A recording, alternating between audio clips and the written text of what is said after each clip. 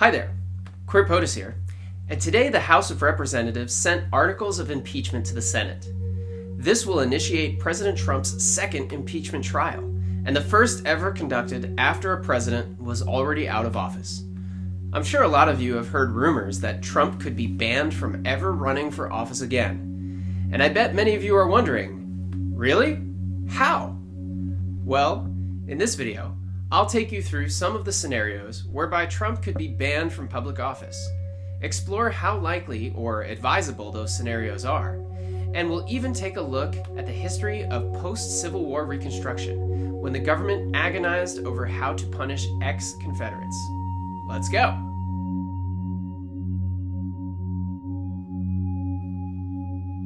On January 6, 2021, then President Trump, propagating unsubstantiated claims that the 2020 election was stolen from him, gathered his supporters in Washington, D.C. on the day the election was to be certified, and encouraged them to march on the Capitol where the proceedings were taking place. What happened next is familiar to us all by now.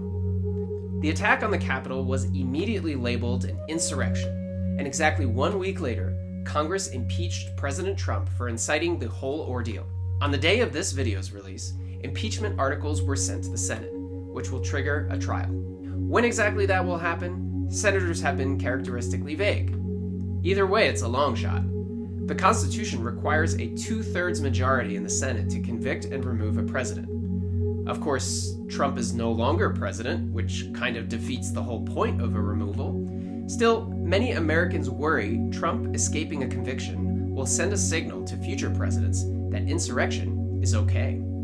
Sweetening the deal is the prospect that a conviction in the Senate could ban Trump from ever running for president again. Well, let me debunk that one right now. Conviction does not automatically disqualify Trump. The Senate has to agree by 2/3 majority to go the extra step of banning him from politics for life. Right now, that means at least 17 Republicans, and I don't think even Mitt Romney has the stomach for that. Vague rumors about Trump's plan to start a third party are unlikely to change any minds at this stage in the game, especially in a Republican Party struggling to call its unpredictable right wing to heel. When it comes to conviction in the Senate, all bets are off at this point. There is another way Trump could be banned from ever running for office again, and it's found in the third section of the 14th Amendment to the Constitution. This was the first amendment passed after the Civil War, and its third section deals specifically with what would happen to the millions of white Southerners who had taken up arms against the United States.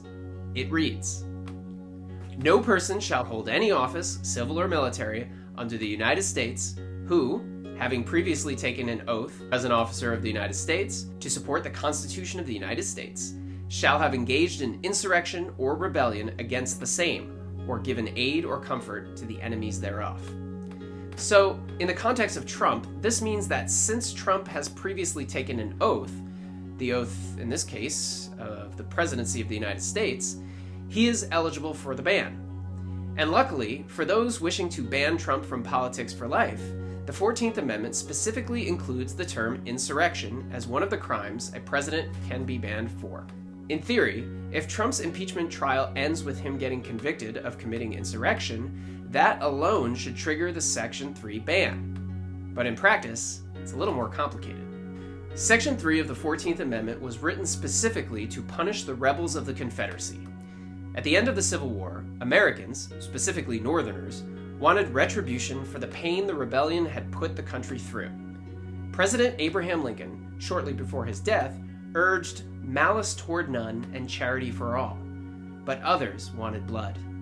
John A. Bingham, who prosecuted the impeachment case against President Andrew Johnson, warned, "Unless you put the South in terror of your laws, made efficient by the solemn act of the whole people to punish violators of oaths, they may defy your restricted legislative powers when reconstructed." But Americans were also tired of 4 years of endless bloodshed, tired of arguing, eager to move forward. The fatigue in the North was sensed by former Confederate statesmen who saw a chance to weasel their way back into power. When the 37th Congress met in 1866, states like Georgia and South Carolina sent representatives of the former Confederacy to take seats in the U.S. Congress. Among them was the Vice President of the Confederacy himself, Alexander Stephens. Appalled that Southern politicians would show up in Washington, D.C. like nothing had ever happened, a joint committee was assembled and the necessary votes were procured to prevent the Confederates from taking their seats. The country was tired, but not that tired. Not all Americans had the luxury of being tired.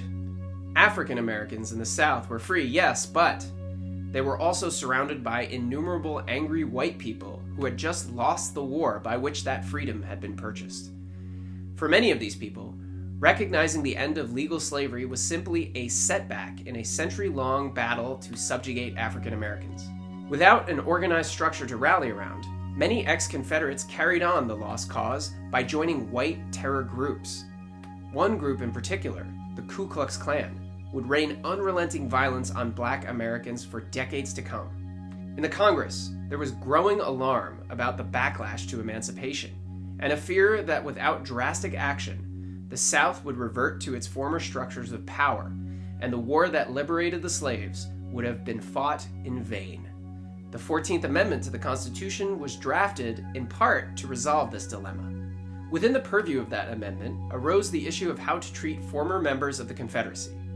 Close to 1 million Southerners fought in the Confederate Army, with families and friends who gave them aid and comfort, doctors who operated on them, factories filled with workers who built their weapons, leaders who led them. Virtually the entire Southern population was implicated in the rebellion. Congress understood it couldn't punish everyone, but it couldn't punish no one either. Efforts converged on punishing the ringleaders, i.e., keeping Confederate statesmen out of positions of power. As one congressman put it, when you remove from them the badge of distinction, they will sink into that insignificance which is the common fate of the defeated leaders of a lost cause. It was a noble goal, but how far were they willing to go? After all, banishing people from politics isn't a very democratic thing to do. This question got its first public hearing when former Confederate President Jefferson Davis was tried for treason against the United States. During the trial, Davis's lawyers argued that Section 3 of the 14th Amendment had already provided a punishment for Davis, and that trying him for treason would constitute double jeopardy. The same question is bound to arise regarding the fate of President Trump. Is Section 3 self-executing? In other words, does it automatically take effect once a person commits insurrection? If so, a conviction of insurrection in the Senate should automatically trigger the ban for President Trump. Or does someone have to be tried on Section 3 separately for it to take effect? If so, what is the established legal process for instituting a Section 3 ban? A vote in Congress? A ruling from the Supreme Court? Jefferson Davis's trial provides little guidance. Before his case reached the Supreme Court, President Andrew Johnson pardoned him. In 1869, however, a new president came to power, Ulysses Grant. Grant was far more sympathetic to the cause of freedmen than his predecessor. The first Ku Klux Klan Act, signed by Grant, made initial attempts to enforce Section 3. The act allowed Grant's administration to bring Section 3 cases to the courts, and provided that such cases be expedited to the top of the docket. Bans and expulsions were instituted against former Confederate officials in several states, and included state legislators, judges, clerks, and various other positions. Perhaps the same precedent will be used to ban other officials who were part of the mob that ransacked the Capitol on January 6th, such as West Virginia delegate Derek Evans. As Klan violence continued to grow in the South, some Republicans began to question the wisdom of an overly punitive policy toward the South. Some argued that Reconstruction was making martyrs of the Confederates and contributing to the Klan violence. Disagreements over Reconstruction policies created a fissure within the Republican Party that grew into an open split, leading to the creation of the Liberal Republican Party. In 1872, the Liberal Republicans ran Horace Greeley against Ulysses Grant for the presidency. The shattered and discredited Democratic Party also endorsed Greeley, rather than running a candidate of its own. The Liberal Republicans advocated liberal terms of reunification, and lambasted the Grant administration for stomping on the civil liberties of white Southerners. Pressure on Grant mounted. In his 1871 message to Congress, it was clear that Grant was modifying his hardline position. I do not see the advantage or propriety of excluding men from office merely because they were, before the rebellion, of standing and character sufficient to be elected to positions requiring them to take oaths to support the Constitution. Now that might seem like a mouthful, but Congress understood what President Grant was getting at. That year, a joint resolution of amnesty for thousands of former Confederate officers and statesmen made its way to the floor. Most congressmen, including many of the newly elected black representatives, understood which way the political winds were blowing. But in recognizing amnesty, many Republicans called for reciprocal legislation to protect African American civil rights. Representative Joseph Rainey, the first black person ever to serve in Congress, spoke on the House floor saying, "We are desirous of being magnanimous. We have open and frank hearts towards those who were our former oppressors and taskmasters. We now invoke you, gentlemen, to show the same kindly feeling towards us, a race long oppressed. I regret very much to say that whenever a bill comes up here which is designed to relieve and benefit the outraged and oppressed Negro population of this country, the Democrats' apparent eagerness to defeat such desirable measures is perceptible on every hand. The legendary anti-slavery Senator Charles Sumner called for an amendment to the amnesty bill protecting the civil and voting rights of African Americans. It included many provisions which would later be included in the Civil Rights Act of 1964. Sumner said, "The rebels should remember that their restoration was associated with the equal rights of all, being contained in the same great statute." It did not pass. Grant signed the Amnesty Act without the Civil Rights Amendment, taking the wind out of Horace Greeley and the liberal Republicans' sails. This allowed Grant to coast to a landslide re-election victory in 1872. By 1877, U.S. troops were pulled out of the South. The last line of defense for black Americans against the specter of white terror was gone. Thousands more Confederates received amnesty in later congressional acts. By 1874, Alexander Stephens, former Confederate VP, was back in Congress, and in 1901, the last black congressman left office. No African American was elected to either house for the next 28 years. Since that time, Section 3 of the 14th Amendment has only been used once in over 150 years. In 1919, voters in Wisconsin elected socialist Victor L. Berger to the House of Representatives.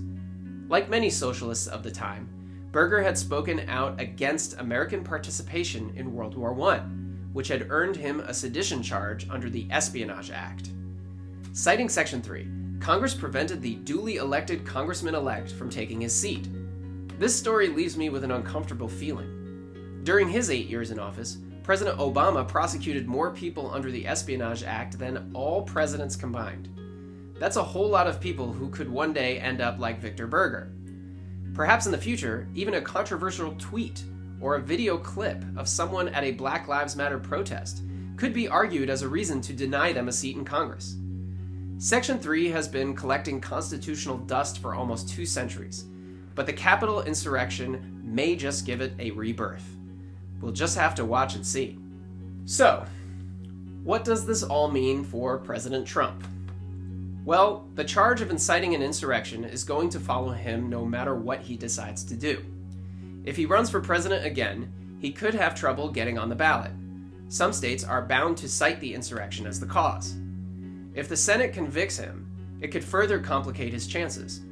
Of course, Donald Trump, who has filed thousands of lawsuits in his life, would surely not shy away from a court battle.